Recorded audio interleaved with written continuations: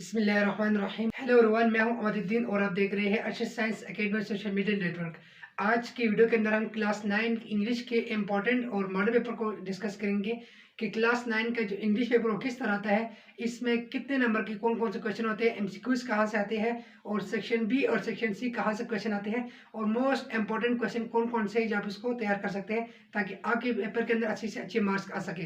तो हमारे पास आते हैं, हम देखते हैं हमारे पास जो सेक्शन ए है, सेक्शन ए हमारे पास आते हैं 15 मार्क्स का और ये होते हैं एमसीक्यूज बेस। ये सारे के सारे मार्क्स होते हैं एमसीक्यूज। और अगर इसकी एमसीक्यूज की बात करें तो इसको ऐसे डिवाइड किया गया होता है सिस्टम के अंदर कि बुक से जो रिलेटेड होता है एक्सरसाइज की जो क्वेश्चन में बात कर रहा हूँ, एक्सरसाइज के क्वेश्चन जो होते हैं हमारे पास तकरीबन तकरीबन 2 से 3 क्वेश्चन एक्सरसाइज से आते हैं सेक्शन ए के अंदर। इसी तरीके से अगर हम बुक की ग्रामर की बात करें, ग्रामर की तकरीबन हमारे पास 6 से 7 एमसीक्यूज हमारे पास ग्रामर के आते हैं। और अगर हम टेंसेस की बात करें तो टेंसेस की हमारे पास तकरीबन 2 से 3 एमसीक्यूज इसके आते हैं। तो अगर हम इसके कुल मिले और बाकी कुछ रिलेटेड होते हैं, सेंटेंस को हमने करेक्ट करना होता है, तो ये हमारे पास 1 या 2 सेंटेंस वो होते हैं। तो अगर इसी तरह हमारे पास जो सेक्शन ए है, ये क्वेश्चन इस तरह टॉपिक के रिलेटेड आते हैं, यानी एक्सरसाइज से 2 से 3 एमसीक्यूज होते हैं, बाकी ग्रामर से 6 से 7 ग्रामर के रिलेटेड होते हैं। ग्रामर बुक के अंदर जितने भी आपके एक्सरसाइज ग्रामर है उससे रिलेटेड होते हैं। और तीसरी जो चीज़ होती है टेंसेस से रिलेटेड, अगर स्टूडेंट्स की टेंसेस क्लियर है तो वो इनको कर सकेंगे। और बाकी 1 या 2 सेंटेंस ऐसे आते हैं कि इसको हमने करेक्ट करना होता है। इसकी वर्डिंग बिल्कुल सेम होती है, जस्ट हमने इनकी तकरीबन जो 4 ऑप्शन होंगे, चारों के ऑप्शन बिल्कुल सेम होते हैं, जस्ट उनमें सिर्फ अल्फाबेट का फर्क होता है, बाकी सारा सेम होता है। तो ये हमारे 15 नंबर के एमसीक्यूज इस तरह बेस रिलेटेड आएंगे। दूसरा अगर हम सेक्शन बी की बात करें तो सेक्शन बी हमारे पास होता है 40 नंबर का, यानी टोटल 40 नंबर का होता है। इसका जो क्वेश्चन नंबर 2 है, ये हमारे पास मतलब ये क्वेश्चन नंबर एमसीक्यूज 1 हो गया और ये क्वेश्चन नंबर 2 है। इसका जो क्वेश्चन नंबर 2 ये होते हैं पैसेज का। हमें एक पैसेज गिवन होगा और हमने इस पैसेज को कि हमने क्वेश्चन आंसर देने होंगे। हमारे पास ये होते हैं 18 मार्क्स का।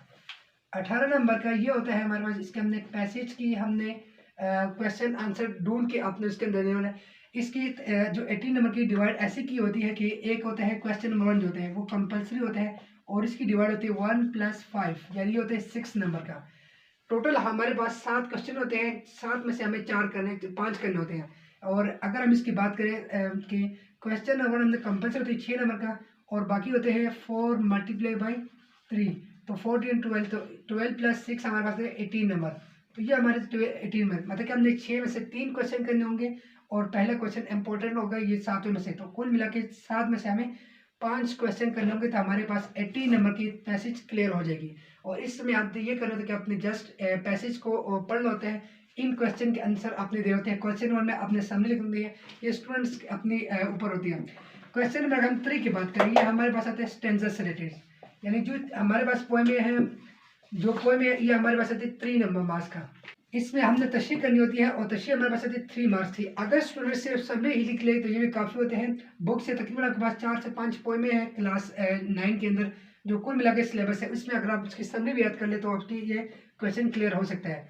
अगर इसका क्वेश्चन नंबर बी का पार्ट, इसी की पार्ट जो ए है वो 3 नंबर का, तो पार्ट बी होता है 6 नंबर का। इसमें आपके पास स्टेंजा होते हैं, साथ ही इसके क्वेश्चन और आंसर देने होते हैं, यानी स्टेंजा के अंदर हमने क्वेश्चन से इसके अंदर 3 क्वेश्चन होते हैं, अपने 3 आंसर देने होते हैं, ये आप कहते हैं 6 नंबर के। तो कुल मिला के हमारे पास बनेंगे ये 9 नंबर का क्वेश्चन नंबर 3 होता है। इसके बाद जो हमारे पास क्वेश्चन नंबर 4 आता है, क्वेश्चन नंबर 4 में ये होता है कि आपने ये टोटली ग्रामर बेस्ड क्वेश्चन आते हैं इसके अंदर। अगर हम पहली बात करें तो हमारे पास active passive voice, active and passive voice. Active passive voice का हमारे पास आते हैं 5 नंबर की एक्टिव पैसिव वॉइस होते हैं।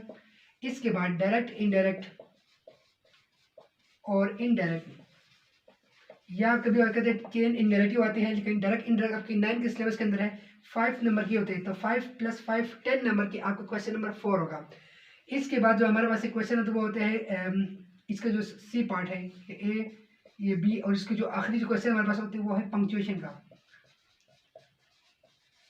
पंक्चुएशन हमारे पास आती है 3 नंबर की, और पंक्चुएशन के लिए जरूरी नहीं कि आपकी बुक के अंदर आई, यानी इसका क्वेश्चन नंबर जो 4 है इसका ये ग्रामर है और जो पंक्चुएशन है ये बुक से अंदर नहीं आती। अमूमन ये कहीं से भी आपको दे सकते हैं, अगर आपकी पंक्चुएशन क्लियर है तो आप इसको कर सकते हैं। ये आपके सेक्शन नंबर बी है, 40 मार्क्स का आपको मुकम्मल हो जाते हैं। अब आते हैं सेक्शन नंबर सी के अंदर। तो सेक्शन नंबर सी की तरतीब ऐसी होती है कि आपके पास यहाँ पे कुछ क्वेश्चन किए होने थे। जो पहले क्वेश्चन आपने यहाँ पे देना होते वो ये होते कि आपने आपके पास दो ऑप्शन होते हैं। इसका जो क्वेश्चन नंबर आपके पास 5 है या अच्छा जो क्वेश्चन है उसका मेन पहले क्वेश्चन मुझे बनता है कि आपने जो मेन चीज़ आपके पास ईमेल होती है, ईमेल या आपके पास एप्लीकेशन होती है। यानी ईमेल और एप्लीकेशन में चॉइस होती है और ये आपके पास आती है 8 नंबर की। तो इसका पहला क्वेश्चन होता है 8 मार्क्स का होता है ईमेल एप्लीकेशन के अंदर आपके पास चॉइस होगी। इसके लिए मैं वीडियो बनाऊंगी ईमेल कैसे लिखनी है, आपने इसका स्ट्रक्चर क्या और एप्लीकेशन का स्ट्रक्चर कैसे है। अगर आप इस स्ट्रक्चर सही फॉलो करते हैं तो फिर भी आपके 4 नंबर आराम से आ सकते हैं। ईमेल के अंदर कुछ भी लिख भी आपके नंबर इतने आएंगे। इसके बाद जो क्वेश्चन नंबर नेक्स्ट क्वेश्चन हमारे पास आते हैं वो ये होता है कि आपने एक पैराग्राफ आपको दिए होगा, यानी आपने पैसेज लिखना है या इसको समझ के आपने एक पैराग्राफ लिखना है।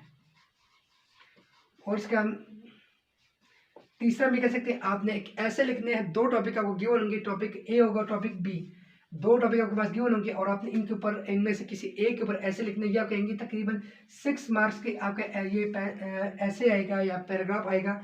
आपने इसकी आपको दो टॉपिक गिवन उनमें से आपने एक को करना होगा। और जो लास्ट क्वेश्चन हमारे पास क्वेश्चन नंबर 6, 7 और ये जो हमारे पास लास्ट क्वेश्चन 8, इसमें ये तक आपके पास होगा या ट्रांसलेट होगी, ट्रांसलेट इंग्लिश,